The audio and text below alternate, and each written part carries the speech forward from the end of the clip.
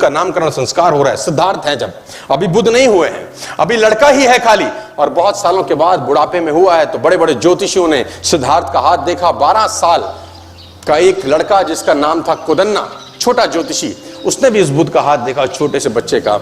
उसने अलग अलग राजाओं से, अलग अलग ज्योतिषियों से उस महाराज ने बुद्ध के बारे में पूछा जो सिद्धार्थ थे कि इसका जीवन बताओ क्या होगा। 90% लोगों ने बोला सन्यास ले लेगा, 10% लोगों ने बोला राजा बन जाएगा। 12 साल का ज्योतिषी कुदन्ना, उसने एक उंगली उठाई, उसने बोला राजान, मैं स्पष्ट तौर पे कहता हूं कि आपका लड़का सब सन्यासी हो जाएगा, सब छोड़ देगा। राजा को बड़ी ठेस पहुंची, बड़ा क्रोध आया मन में कि बुढ़ापे में एक लड़का हुआ, अगर ये सन्यासी हो जाएगा तो मेरा राजपाट कौन देखेगा, है ना। आदमी सन्यासी चाहता तो है लेकिन अपने घर में नहीं, पड़ोसी के घर में चाहता है। भगत सिंह हो पड़ोसी घर में, हमारे घर में नहीं होना चाहिए। तो बुद्ध ने बोला इसका, राजा ने बोला इसका उपाय क्या है। उपाय बड़ा सरल है, इसको भ्रम में रखो जीवन भर, क्योंकि जिस दिन इसको दुख का एहसास हुआ, इसके मन में पीड़ा हुई, ये सन्यास की तरफ चला जाएगा। राजा ने बोला क्या करूं। बोला षड्यंत्र करो, प्रपंच रचो। कैसे। बोला जिस महल में रहता है गर्मी है तो सर्दी एहसास ना हो, सर्दी में गर्मी का एहसास ना हो, इसको शराब पिलाओ, लड़कियों से घेरे रखो, इसके इर्द गिर्द झूठा संसार रखो, इसको पता नहीं चलना चाहिए कि दुख नाम की कोई चीज होती भी है। बूढ़े व्यक्ति को इससे दूर रखो, मृतशैया को इससे दूर रखो, सूखा पत्ता इसके बाग में दिखना नहीं चाहिए, क्योंकि ये चीजें इसको आकर्षित करेंगी संन्यास लेने की तरफ। राजा ने प्रपंच किए। और मैं बताना चाहूंगा आपको, मैंने इतिहास पढ़ा है कि अलग अलग ऋतुओं के लिए सिद्धार्थ के लिए अलग अलग घर बनाए गए। सर्दी के लिए अलग घर, गर्मी के लिए अलग, बरसात के लिए अलग। और बाग में उसके 24 घंटे 12 के 12 महीने उसके जो बगीचे में जो उसके जो माली थे वो 12 के 12 महीने बागवानी करते थे। पीला पत्ता उसमें अलाउड नहीं था, क्योंकि पीले पत्ते को देख के सन्यास जाग सकता है। और ये चलता रहा, और वो दिन आया जिस दिन कुछ होना था बड़ा। कहते हैं जो ईश्वर ने आपकी तकदीर में लिख दिया उसको तो कोई खुद नहीं बदल सकता।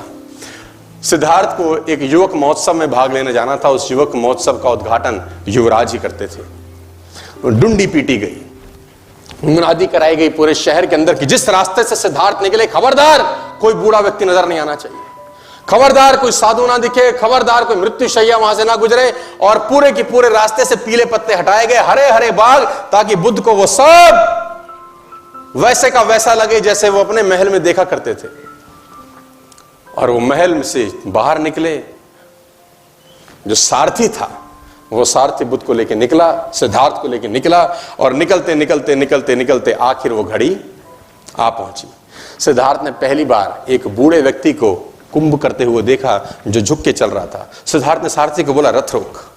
सारथी ने बोला महाराज क्या हुआ। बोले ये झुक के क्यों चलता है, क्या तकलीफ होगी इसको, क्योंकि पहली बार उसने बुढ़ापा देखा। सिद्धार्थ ने आज तक तो सब हष्ट पुष्ट लड़के लोग देखे थे। सिद्धार्थ ने बोला ये झुक के क्यों चल रहा है। सारथी बोला महाराज मुझे आज्ञा नहीं है कि मैं संदर्भ में आपसे एक शब्द कहूं। सिद्धार्थ ने बोला मैं आज्ञा देता हूं, तेरी गर्दन उड़ा दी जाएगी, तो तुरंत बता ये झुक के क्यों चल रहा है। सारथी ने बोला महाराज ये बूढ़ा हो गया है, ये बुढ़ापा है। सिद्धार्थ बोला वो होता क्या है। बोला ये जवानी के बाद की एक अवस्था होती है, आप अभी जवान हैं, कुछ समय के बाद आप भी।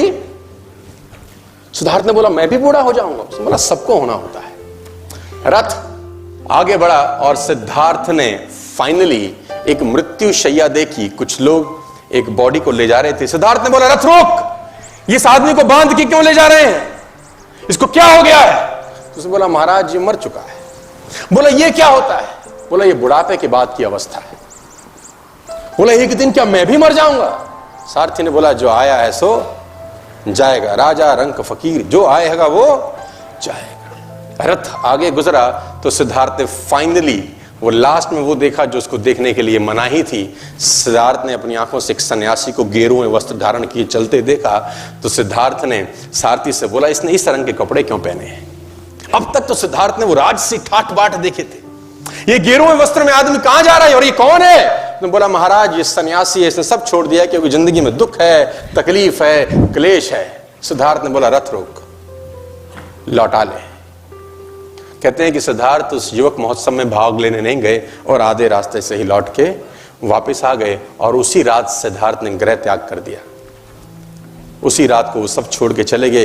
एक चीज बदली सिद्धार्थ के जीवन में और वो था विचार। 12 बरस के बाद लौटे, बुद्ध होके लौटे।